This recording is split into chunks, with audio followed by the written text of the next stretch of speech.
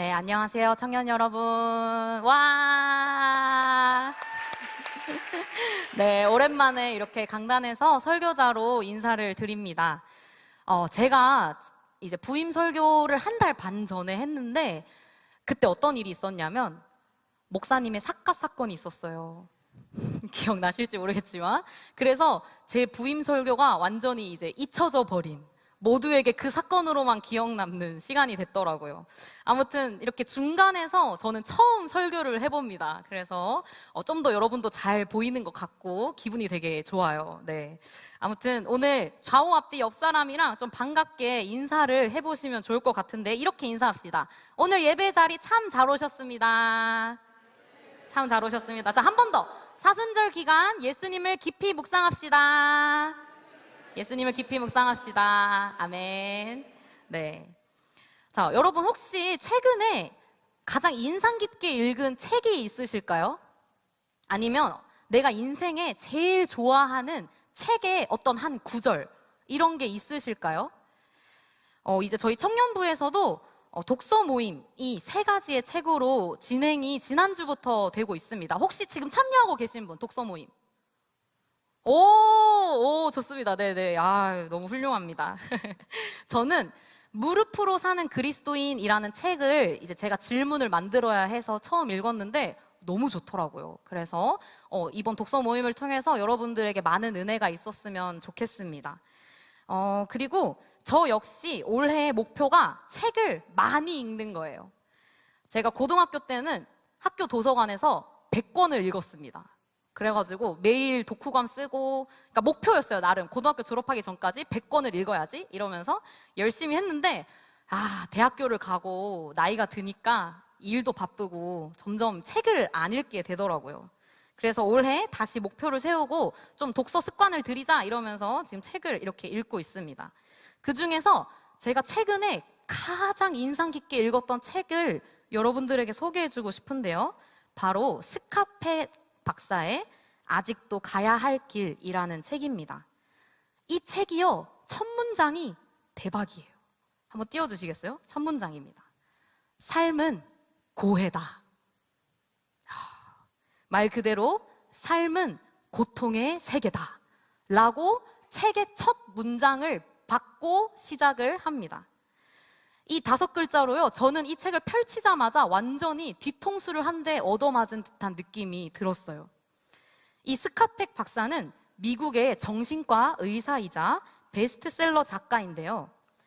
그가 정신과 의사로 활동을 하면서 수많은 사람들을 만났겠죠. 깨어진 사람들, 상처받은 사람들을 만나면서 그런 경험을 이 1978년, 그의 나이 42세 때 이 책을 쓰게 됩니다.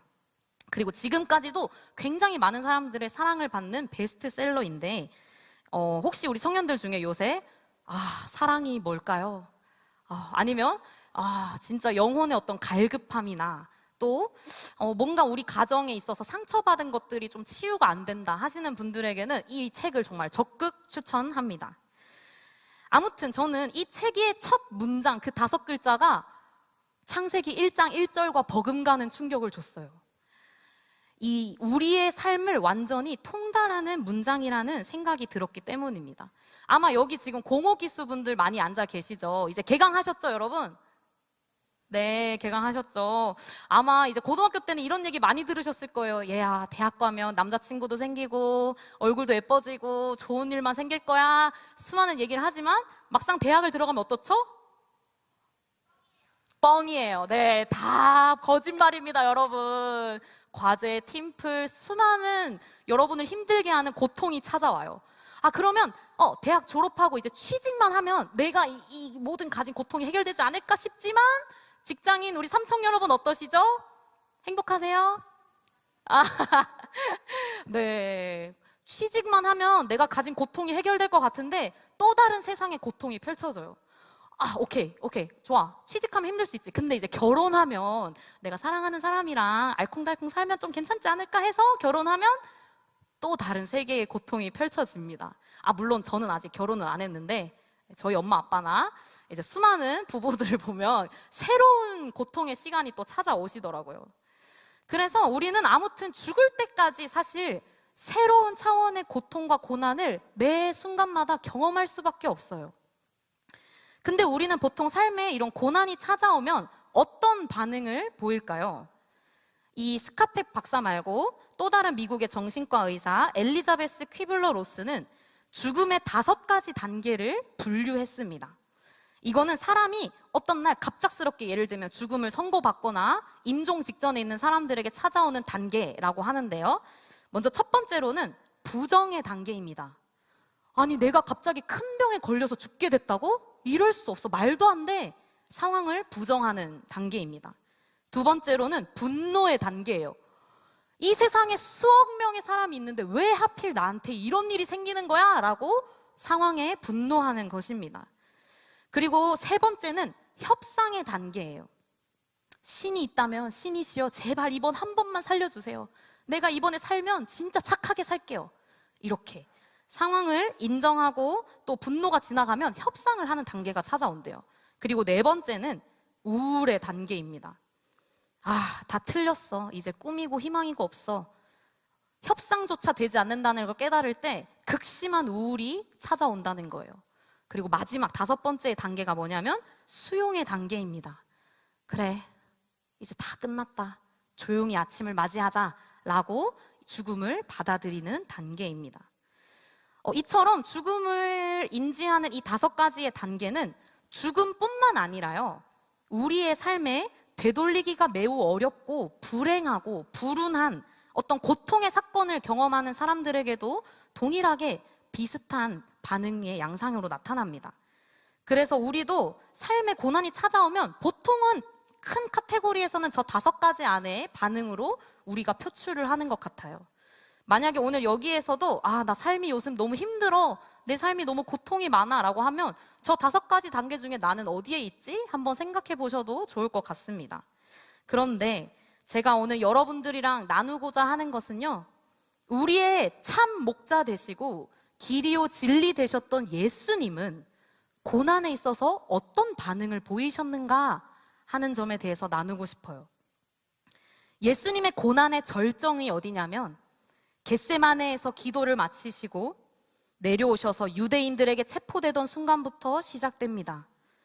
가야바의 뜰에서 빌라도에게로, 빌라도에게서 헤롯에게로, 헤롯에게서 다시 빌라도에게로 법정에 끌려가 재판을 받으시기까지 예수님은 수없이 신문당하셨습니다.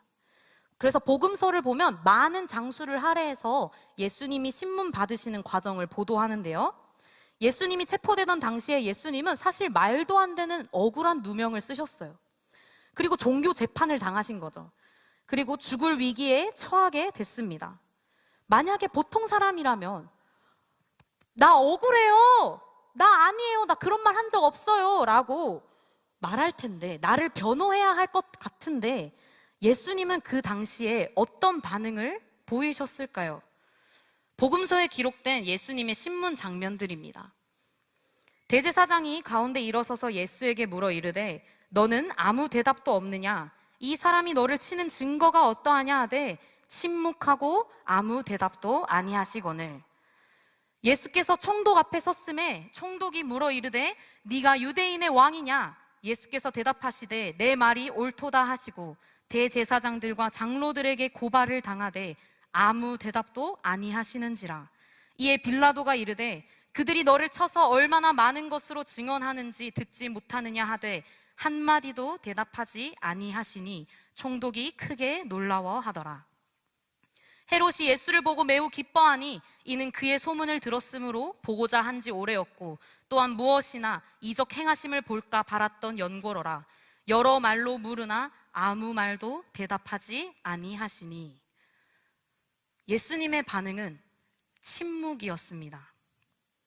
예수님의 침묵은 대제사장이나 장로들처럼 종교 지도자들 앞에서만 하신 게 아니라 빌라도나 헤롯과 같은 이 세상의 왕들, 권세자들 앞에서도 동일하게 침묵하셨습니다. 그래서 이런 복음서의 보도들 가운데 우리는 메시아가 고난을 침묵으로 보내실 거라는, 견디실 거라는 이사야의 예언이 이루어진 것을 우리가 보게 됩니다. 우리가 오늘 읽은 본문 말씀 이사야서 53장 7절을 새 번역 성경으로 우리 다 같이 한번 읽어보겠습니다. 시작. 그는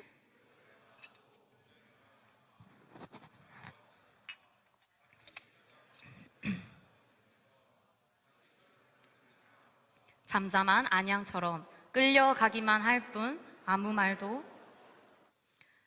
왜 그러셨을까요? 내가 가장 결정적으로 메시아라고 밝혀야 할 것 같은 순간에 왜 예수님은 침묵하셨을까요? 그때 공생에 사시면서 3년 동안 입만 열면 바른 말 하시고 진리의 말을 선포하시던 분이 왜 그곳에서 침묵하셨을까요? 우리는 그 이유를 세 가지로 생각해 볼 수 있습니다. 그래서 바라기는 오늘 이 설교 말씀을 통해서 삶의 고난 가운데 살아가는 우리 그리스도인들의 모범이 되어주신 예수님을 만나시길 간절히 소망합니다. 먼저 그리스도의 침묵은 하나님을 향한 온전한 신뢰를 보여줍니다. 우리 한민전도사님께서 지난주에 형벌을 받은 자라는 제목으로 말씀을 전해주셨는데요. 그때 예수님에 대해서 설명하면서 우리가 가지고 있는 양의 이미지에 대해서 이야기를 해주셨습니다. 그래서 보통 우리가 생각하는 뽀얗고 하얀 양이 아니라 고대 근동지방에서의 양들은 막 덩치가 막 우락부락 해가지고 막 그런 엄청난 이미지다라는 것을 이야기해 주셨는데요. 한민 전도사님께서 말씀해 주신 설교 본문 6절에 나오는 양은 그런 이미지가 맞습니다. 그러나 오늘 우리가 읽은 7절에 등장하는 양은 우리가 흔히 생각하던 그 양의 이미지가 맞아요. 순종적이고 착한 어린 양의 이미지입니다. 이사야는 53장에서 6절, 7절 말씀을 통해 양이라는 이 메타포를 통해서 우리의 죄악된 인간의 모습과 의로우신 메시아의 모습을 대조적으로 표현합니다. 그래서 말씀을 한번 보시면요, 각각의 원어의 양을 뜻하는 말이 다 달라요. 인간인 우리를 뜻하는 6절에서의 양은 일반적인 양을 의미합니다. 그래서 한민 도사님께서 얘기해 주신 대로 고집도 세고 야 너는 양 같은 놈이야 라고 하면 욕이 되는 그런 일반적인 양이 되는 거죠. 그래서 인간인 우리는 이 지금 걸어가고 있는 길이 멸망의 길인지도 모르고 계속 눈앞에 탐욕만을 쫓아가다가 길을 잃고 방황하는 어리석은 양의 이미지입니다. 그러나 메시아를 예표한 이 7절의 양은 어린 양을 뜻하는 쉐가 사용됐습니다. 이는 번제 희생 제물로 묵묵히 고난당하고 억울한 이 고난인 것을 알면서도 사지로 끌려가는 양이 침묵하면서 6월절 양 때 잡혔던 그 양을 보여주는 거예요. 그래서 우리가 일반적으로 갖고 있는 양의 이미지는 우리가 아니라 예수님, 순결하고 아주 정결하신 그 예수님, 어린 양을 뜻할 때 우리가 그 양의 이미지를 떠올립니다. 그래서 이 양들은요 좀 특이한 게 소나 염소들은 도축할 때 그렇게 많이 운대요. 근데 양은 잡혀갈 때까지도 아무 소리가 내지 않습니다. 그리고 목자들이 순식간에 목을 따면 그제서야 매 한번 하고 숨을 거두게 됩니다. 그래서 이런 양의 모습을 묵묵히 고난의 길을 침묵으로 걸어가는 예수님께 비유했어요. 이는 아브라함이 이삭을 하나님께 번제로 바칠 때의 이삭의 모습과도 굉장히 유사합니다. 아브라함은 하나님께서 100살에 낳은 그 나의 유일한 아들 이삭을 바치라는 명령을 들었을 때 곧바로 순종했어요. 그리고 아들 이삭을 데리고 말씀하신 산에 올라가서 제단을 쌓습니다. 그리고 이삭을 묻고 그 제단 위에 눕혀요. 근데 이때 우리 이삭의 나이가 대략 15살에서 17살 정도로 추정을 하거든요. 근데 그러면 보통 100살이 훨씬 넘은 아버지를 힘으로 제압하거나 묶이지 않고 도망가려고 할 수도 있었을 텐데 말씀에서의 이삭의 모습은 완전히 순종적입니다. 이삭은 아버지를 신뢰했습니다. 아버지의 행동에 묵묵히 침묵함으로 가만히 제단 위에 누웠습니다. 도살장으로 끌려간 어린 양이 반항하지 않고 그 주인의 손에 몸을 맡기는 것과 마찬가지입니다. 그래서 그리스도의 침묵도 이와 마찬가지입니다. 예수님은 나를 사랑하시고 또 나와 함께하고 계시는 하나님을 향한 온전한 신뢰가 있으셨어요. 그래서 내 목숨조차 완전히 그분께 맡겨드릴 수 있었습니다. 그 신뢰는 또한 이 인류의 구원을 위한 하나님의 지혜를 믿는 신뢰였습니다. 바로 예수 그리스도 당신이 죽으셔야 완성되는 하나님의 계획이 있다는 그 믿음을 예수님 안에 있었기 때문입니다. 그래서 하나님의 계획을 믿고 여전히 변함없으신 하나님의 뜻 가운데 순종하여 걸어가야 한다는 것을 예수님이 아셨습니다. 그래서 그는 곤욕을 당하고 괴로울 때에도 입을 열지 않고 고요히 침묵할 수 있었습니다. 근데 청년 여러분, 사실 고난 자체로 결코 선하거나 아름다운 것이 아니에요. 예수님의 생애가 고난으로 가득했던 것은 한 영혼이라도 더 구원하려고 하는 예수님의 사랑 때문이지, 고난을 찾아서 고행하시기 위해서 예수님이 오신 것이 아닙니다. 오히려 예수님은 쓸데없는 고난은 취하지 않으셨어요. 그래서 제자들에게도 사람들이 박해하면 피하라고 가르치셨습니다. 마태복음 10장 23절 말씀에 보면, 이 동네에서 너희를 박해하거든 저 동네로 피하라. 내가 진실로 너에게 이르노니 이스라엘의 모든 동네를 다 다니지 못하여서 인자가 오리라. 그렇게 말씀하셨습니다. 근데 예수님이요, 죽음 앞에서, 십자가 앞에서는 피하지 않으셨어요. 말도 안 되는 비난과 고소와 그 모든 수치에 조금도 변명하지 않으시고 그분에게 다가오고 있는 십자가를 조용히 기다리셨습니다. 왜냐하면 이 고난과 십자가가 하나님의 온전한 지혜이며 구원의 열쇠임을 아셨고 가장 선한 길로 인도하고 계시는 하나님을 온전히 신뢰했기 때문입니다. 그래서 그리스도의 침묵은 먼저 우리에게 하나님을 향한 온전한 신뢰를 보여주는 것입니다. 그럼 다음으로 그리스도의 침묵은 어떤 의미냐? 그리스도의 침묵은 하나님으로 말미암는 온전한 만족을 보여줍니다. 고난을 당하시면서도 입을 열지 않으셨던 이유는 예수님이 입을 열 필요가 없을 정도의 만족이 그분 안에 충만했기 때문입니다. 어쩌면 이건 되게 아이러니해 보이기까지 해요. 어떻게 그런 상황에서 잠잠히 그걸 참고 있을 수 있을까? 그러나 예수님 안에는 하나님과의 관계에서 오는 완전한 평화가 있었습니다. 하나님과의 완전한 교제 속에 예수님은 침묵으로 거하신 거예요. 그래서 그리스도의 행복은, 그리스도인의 행복은 하나님으로 말미암는 완전한 만족이 있느냐에 달려 있습니다. 삶의 고난은 아까 말했듯이 매 순간 우리 인생에 찾아와요. 죽을 때까지 여러분은 불행할 수도 있어요. 고난은 매 순간 옵니다. 하지만 문제는 고난 그 자체가 아니라 하나님과의 관계, 이것이 중요한 거예요. 자신 안에 하나님으로부터 말미암는 완전한 만족이 없는 사람은 어떤 고난이 찾아왔을 때 사람들에게 내 입장을 알리려고 엄청나게 애를 씁니다. 내가 이런 고난을 당해야 할 만큼 나는 잘못이 없다고 사람들에게 입증받고 싶어 해요. 그러나 하나님으로부터 말미암는 만족이 있는 사람은 사람들의 동정 혹은 인정에 휩쓸리지 않습니다. 이미 하나님께서 지금 내가 당하고 있는 이 고난을 알고 계시고 인정해 주셨다라는 그것을 통해 충만한 만족을 누리고 경험할 수 있기 때문입니다. 그래서 여러분, 창세기에 야곱의 12아들 중 요셉의 삶을 한번 떠올려 보세요. 요셉의 삶은 요새 우리말로 하면 말 그대로 억가를 당하는 삶이었습니다.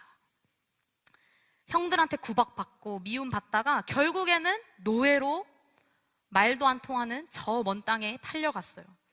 오케이, 할 수 있어. 노예 중에서도 그나마 좀 괜찮은 집안에 들어가서 거기서 좀 적응하려 했더니만 그 보디발의 아내가 유혹했을 때 그걸 뿌리쳤습니다. 그리고 그 유혹을 뿌리쳤는데 결국에는 보디발 아내를 강간하려 했다는 누명을 쓰고 왕의 죄수들이 갇히는 감옥에 갇히기까지 해요.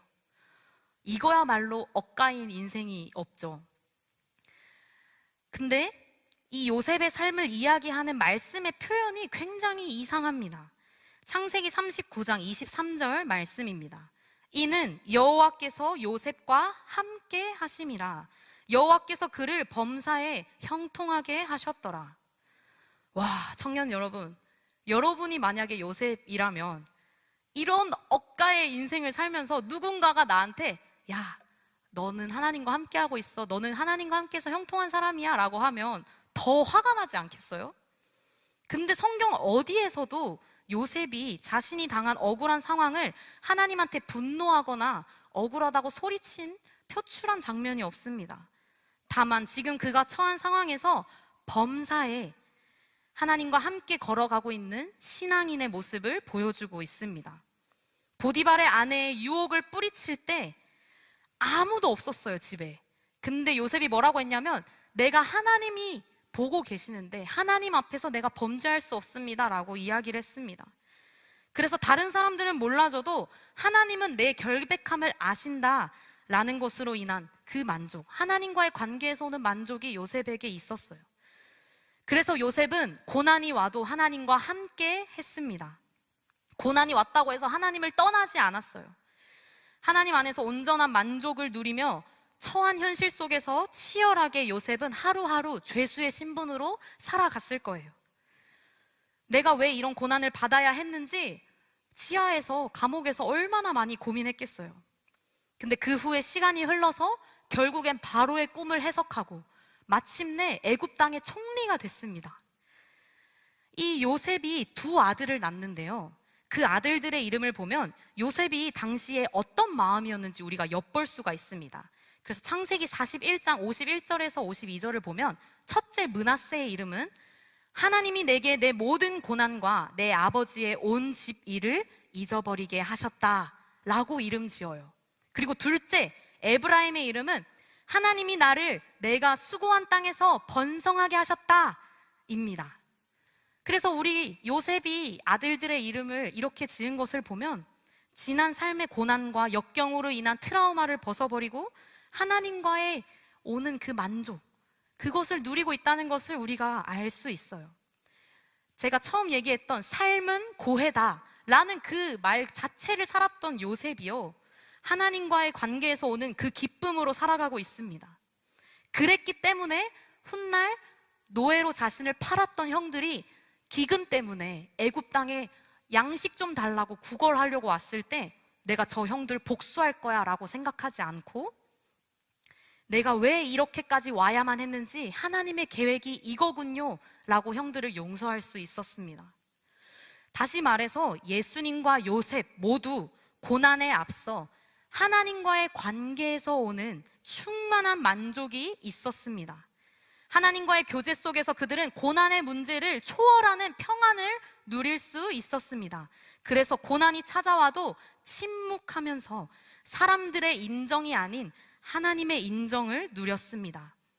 그래서 하나님의 뜻을 따라 살아가는 우리 하나님의 백성들은 자기의 고난보다 그 고난을 통해 이루어질 하나님의 뜻에 우리는 시선을 두어야 합니다. 하나님께서 나를 옳게 여기신다라는 그 믿음에서 오는 내적 만족이야말로 우리로 하여금 고난의 길을 걸어가게 하는 자원이 됩니다. 그래서 바라기는 우리 청년들도 삶의 고난 가운데 하나님의 뜻을 구하며 하나님과의 관계로부터 말미암는 충만한 만족과 기쁨이 있기를 소망합니다. 마지막으로 그리스도의 침묵은 침묵 속에 함께 하시는 하나님을 알게 합니다. 제가 첫 번째와 두 번째를 얘기했는데 첫 번째는 하나님을 향하는 신뢰예요. 그리고 두 번째는 하나님으로 말미암는 만족입니다. 어쩌면 약간의 수직적인 그런 도식이 그려지는데요, 세 번째는 이 모든 것을 포괄합니다. 침묵 가운데에 함께 하시는 하나님을 우리는 그리스도의 침묵을 통해 볼 수 있습니다. 아무것도 들리지 않고 보이지 않는 것 같은 고난 속에 하나님이 계시느냐고, 하나님 정말 살아 계시느냐고 외치는 우리의 삶의 현장 가운데 하나님은 언제나 함께하고 계신다는 것입니다. 예수님이 사람들에게 수치를 당하고 조롱받는 그 신문의 시간, 그리고 수많은 매질로 피투성이가 돼서 십자가를 지고 골고다를 올라가시던 그때, 그리고 마침내 십자가에서 죽으실 때 하나님이 그곳에 계시지 않았을까요? 절대 그렇지 않습니다.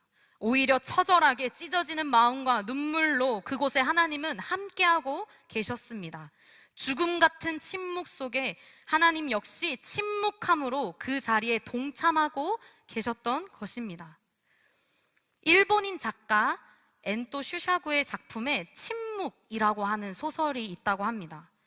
이게 일본의 당시에 기독교가, 천주교가 박해를 당할 때를 배경으로 쓰여진 책인데요.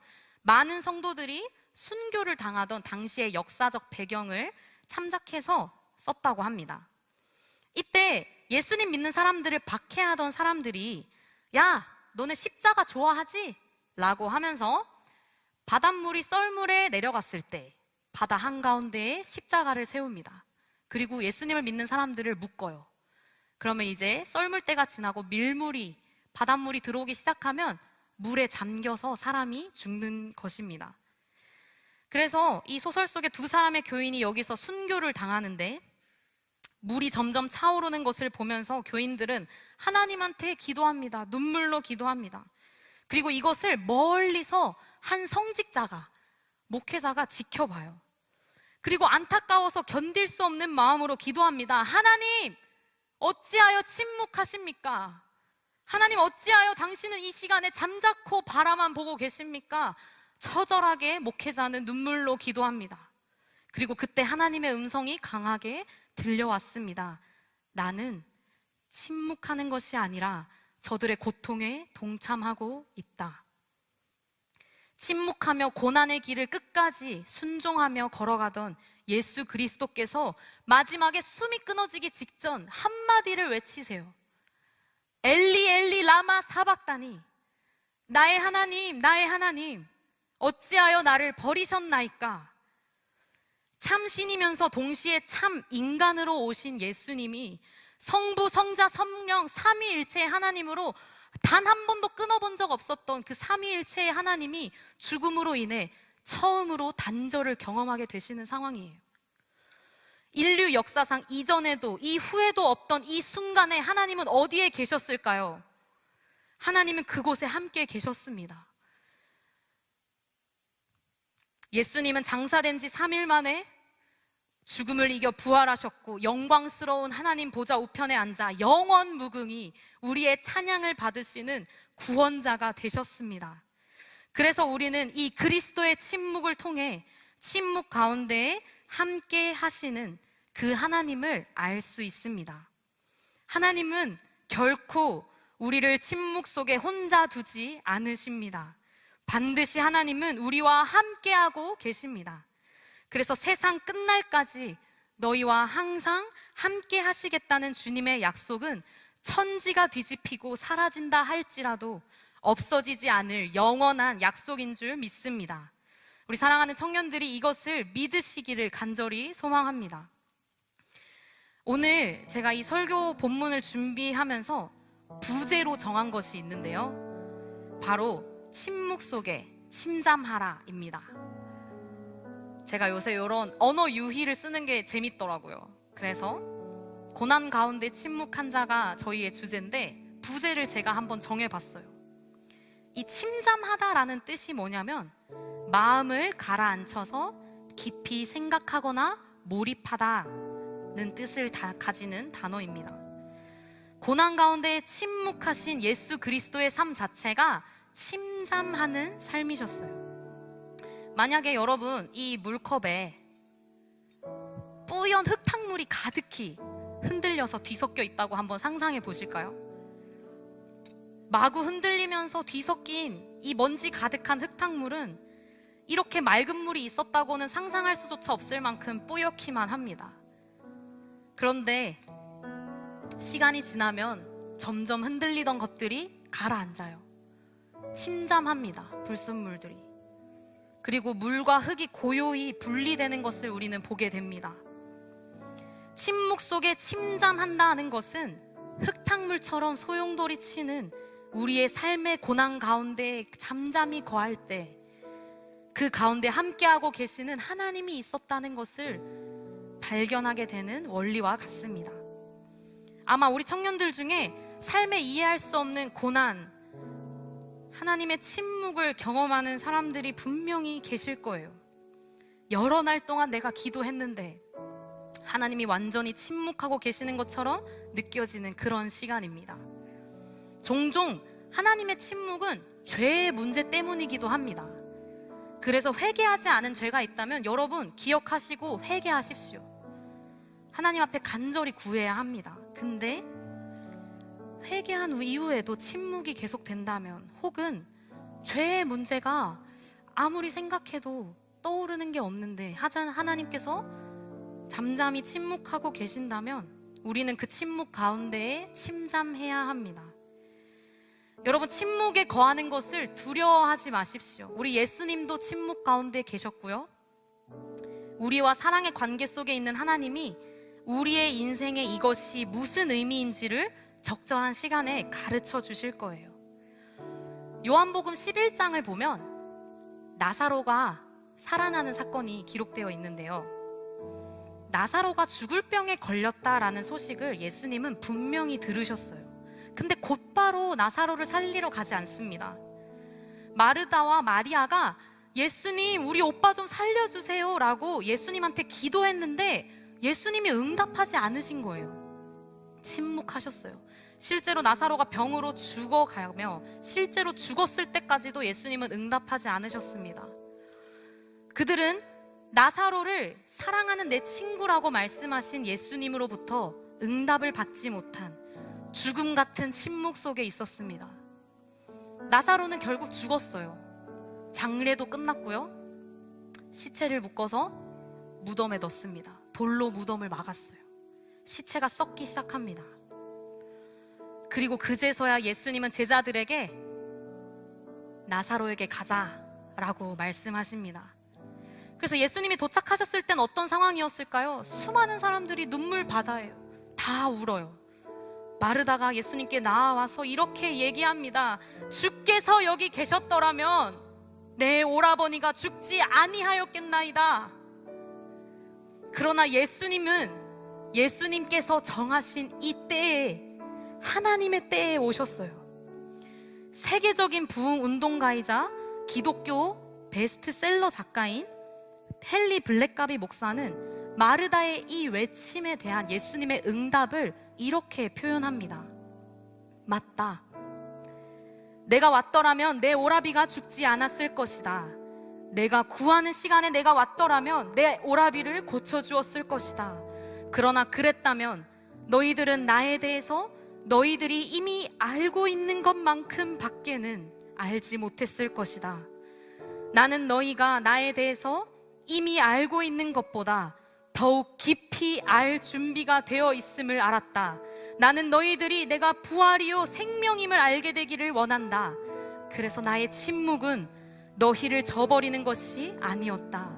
그것은 너희가 지금까지 전혀 몰랐던 나 자신을 너희에게 보여주려는 기회였단다. 하나님이 내가 바라던 때에 응답하지 않으시고 침묵하셨지만 오히려 하나님은 그분의 완전하신 때에 우리에게 자신의 더 놀랍고 큰 은혜를 주시고자 그 시간을 허락하신다는 것입니다. 결국 나사로는 소생했어요. 부활했어요. 그래서 모든 사람들이 부활의 기쁨을 엿보고 맛볼 수 있었습니다. 소망을 가지게 됐습니다.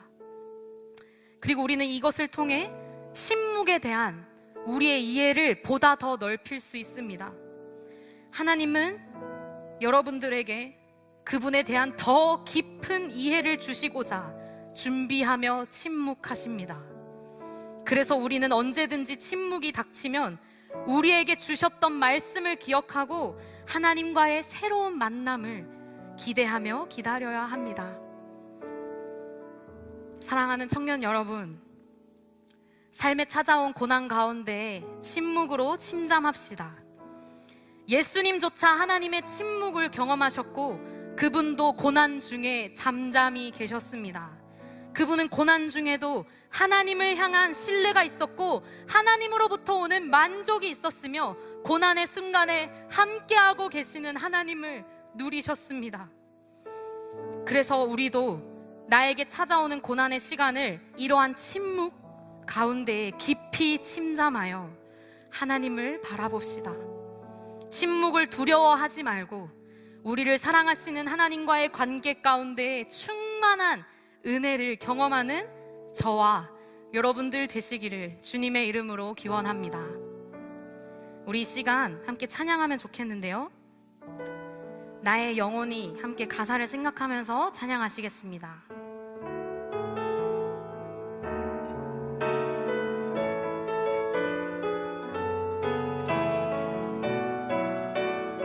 우리 말씀을 기억하며 함께 고백합시다. 나의 영혼이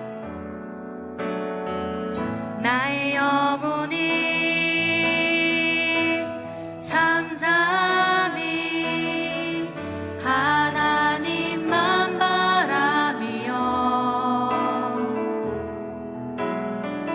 나의 구원이 그에게서 나는 도다. 나의 영혼아 잠잠히 나의 영혼아 잠잠히 하나님만 바라라. 나의 소망이 저에게서 나는 도다. 오직 주만이 나의 반석 나의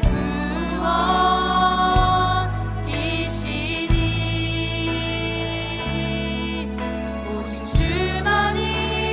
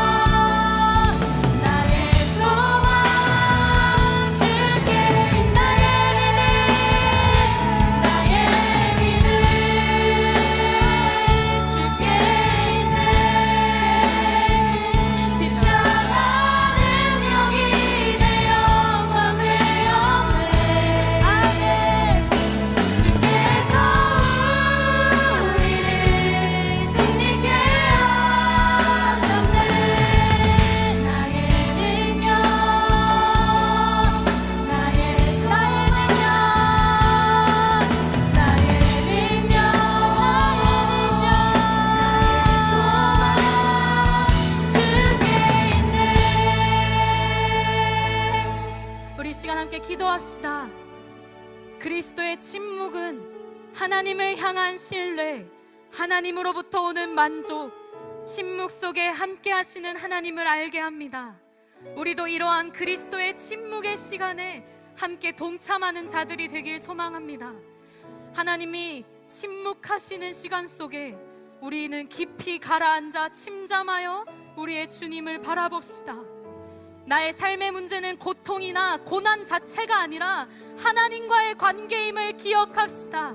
우리 이 시간 우리의 영혼이 눈을 들어 주님을 만나기를 소망하는 그 마음으로 우리 이 시간 말씀을 기억하며 주여 한번 외치시고 기도하시겠습니다. 주여,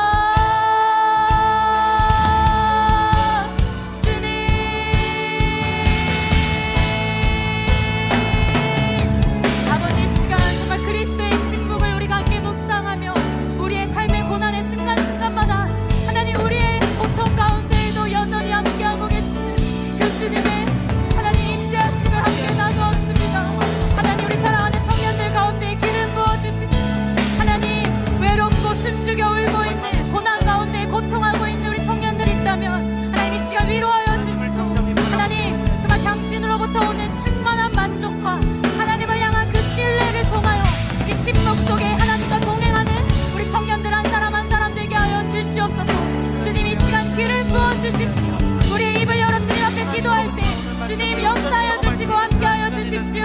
주여, 주님.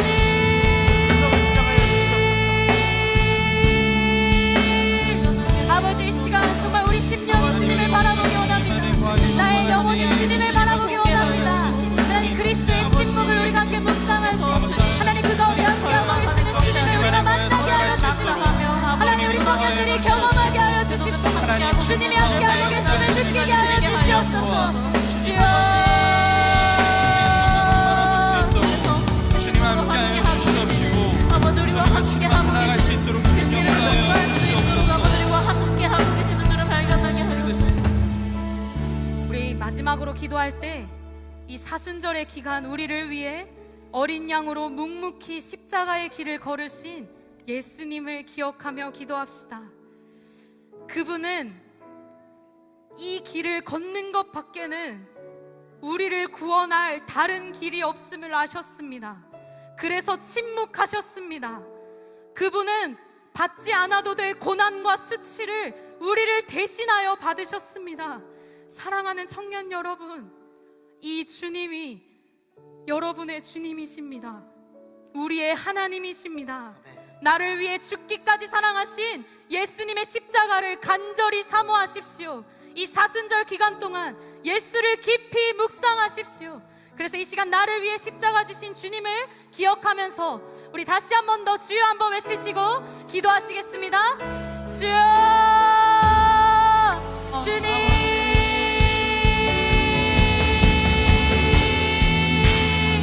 아버지, 이 시간 정말 간절히 주님 앞에 기도하며 나아가오니 하나님, 이 시간 우리를 위해 지지 않아도 되셨던 그 십자가를, 그 십자가의 사랑을 우리가 경험하게 하여 주십시오. 하나님, 우리를 대신하여 그 모든 고난과 수치를 받으신 주님의 사랑을 하나님, 우리 청년들이 경험하게 하여 주십시오. 하나님, 당신께서 침묵하신 이유는 예수님께서 침묵하셨던 그 이유는 바로 나를 위한 것이었습니다. 아버지, 주여, 사랑하는 청년들 기억하게 하여 주십시오. 정녕 한 사람에게 주여 찾아가시고 주님 바꿀 수 없는 십자가의 의미를 알게 하여 주옵소서. 그 사랑을 알게 하여 주옵소서. 주여 말씀하여 주옵소서. 주여 내 마음을 가운데 가운데 말씀하여 주옵소서. 십자가 사랑을 보지 못하게 만드는 모든 사단의 권세 끊어지게 하시고 이 사순절 동안 하나님 한 분을 더 깊이 묵상하는, 예수를 깊이 묵상하는 우리 청년들 다 되게 하여 아버지, 주옵소서. 청년들이 주의 말씀